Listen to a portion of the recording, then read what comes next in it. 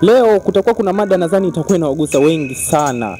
Leo tutakuja na lile swala la watoto wa 2000. Unajua shakuwa trending sana, yani trending sana. Kila kitu watoto wa 2000, wazee wanachunwa na watoto wa 2000, sijui ufundi nini na kila kitu wanajua watoto wa 2000. Sasa leo tutawadadavua sana hawa watoto wa 2000.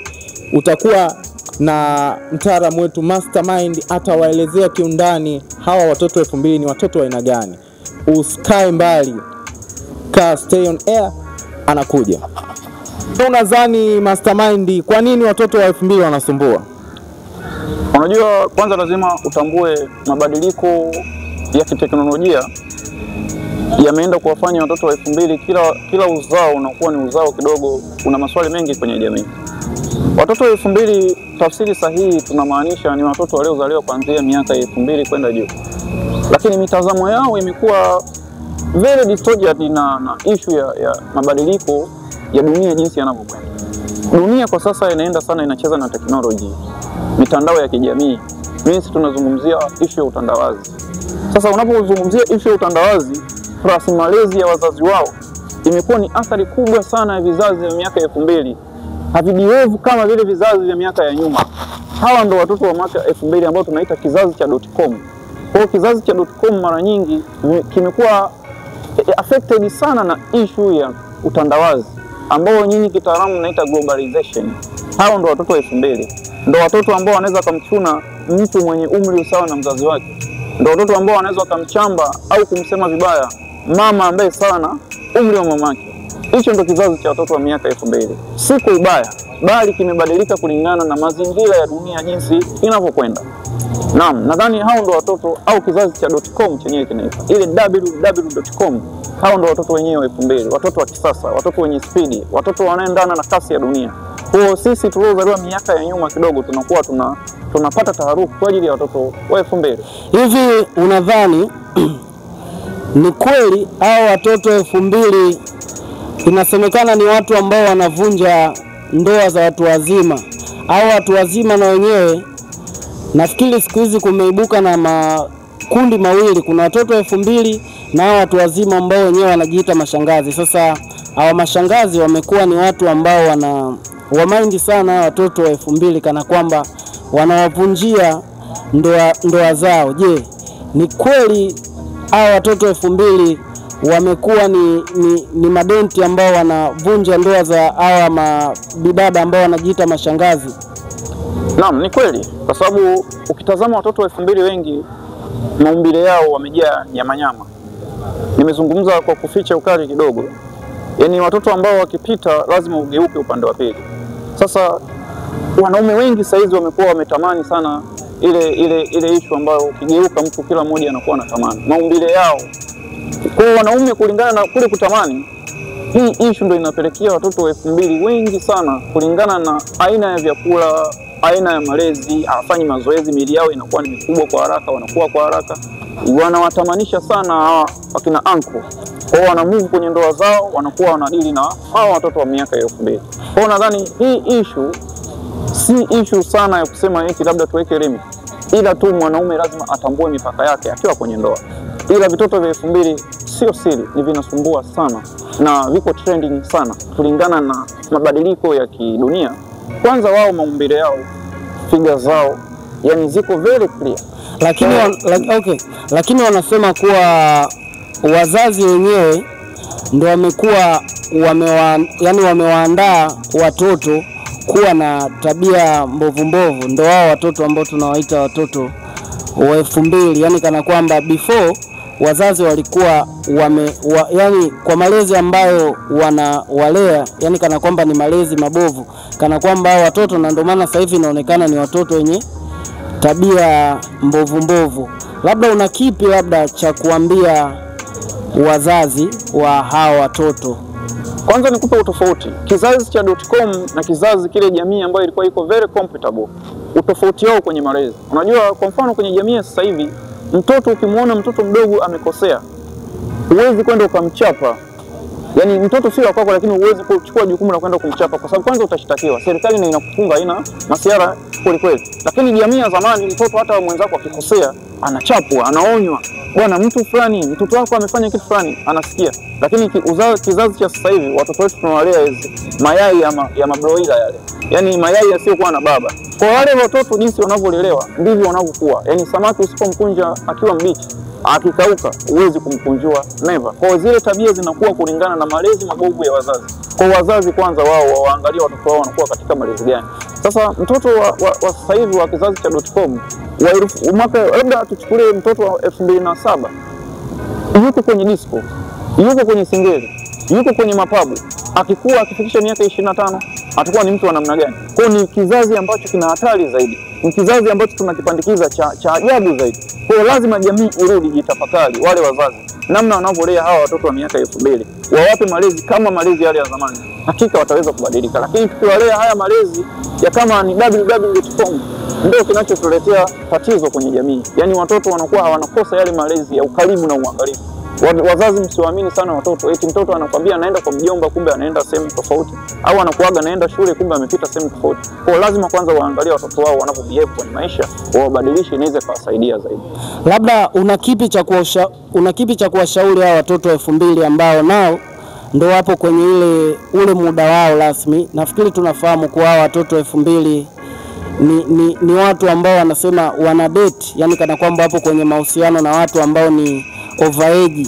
Hao watu utakuta inasemekana ni wastaafu, umeona, wenyewe ndio watu ambao wana date nao. Alafu ukizingatia sometimes hao wastaafu wanasema kuwa ni wanakuwa na magonjwa fulani, vitu kama hivi hapo.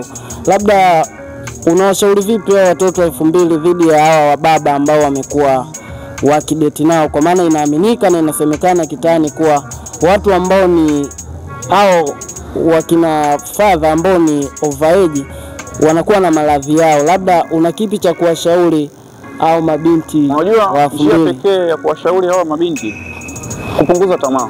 Yani demand ya dunia sasa hivi inahitaji pesa zaidi kuliko kitu kingine chochote. Yani huwezi kuniambia kuna namna pekee ambayo unaweza kusolve tatizo usipokuwa una pesa. Ziko njia tofauti tofauti za kusolve tatizo, lakini demand kubwa ya dunia sasa inapokwenda, value ya money ndio imekuwa kama solution ya kila kitu. Na ndio maana mabinti wengi wa miaka 2000 wameingia tamaa za kuhitaji pesa, iPhone hizo, kuvaa vizuri, viatu vizuri, nguo wapendeze. Hivi ndio vyanzo vimewafanya watoto wa 2000 wameonekanika wako kwenye hatari zaidi, kwa sababu wanataka waendane na fashion. Sasa kikubwa ili hivi vitu vipungue, ni lazima kwanza waweze control tamaa zao za kimaisha.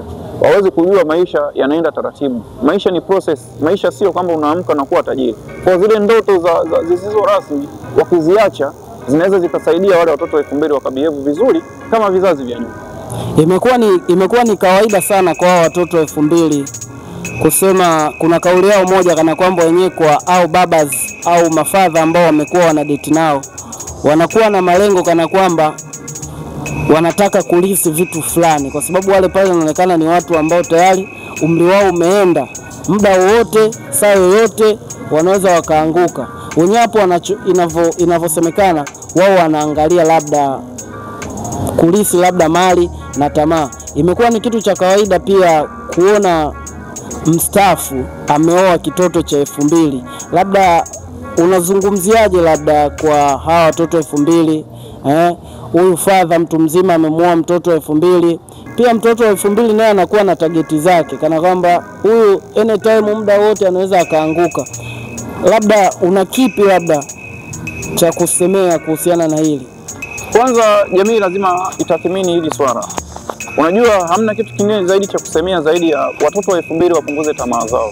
Wakishakuwa wamepunguza, hata ile wimbi la wazee kuoa watoto pia litapungua.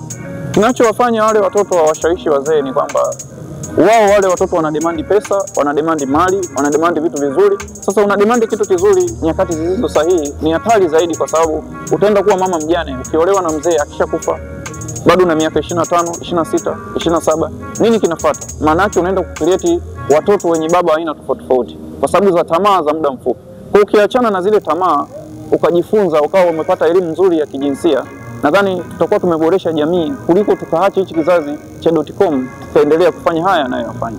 Nadhani kikubwa ni tamaa, utandawazi, ndio unaowapelekea watoto wanataka waendane na fashion, wanataka macho matatu. Kwa macho matatu lazima ayatumikie, na kuyatumikia kijana hana pesa. Kwa unakuta wanaenda kuchukua kina Chibaba, wale kina Chibaba kwa sababu tayari wameshajipata, wana mitaji yao, wanawatumia, anaingia mpaka tamaa ya kuolewa, lakini ile for fun, lakini ile in short time, haangalii future yake inakueje. Hilo linakuwa ni tatizo kwa upande wake wa mtoto huyo wa miaka 2000.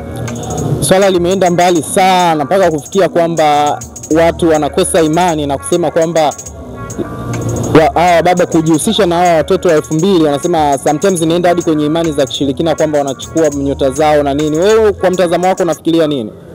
Kwenye jamii hilo swala lipo na halipingiki. Ukiingia kwenye maisha ya kawaida kwenye jamii, kuna vitu viko ndani sana, viko deeply sana.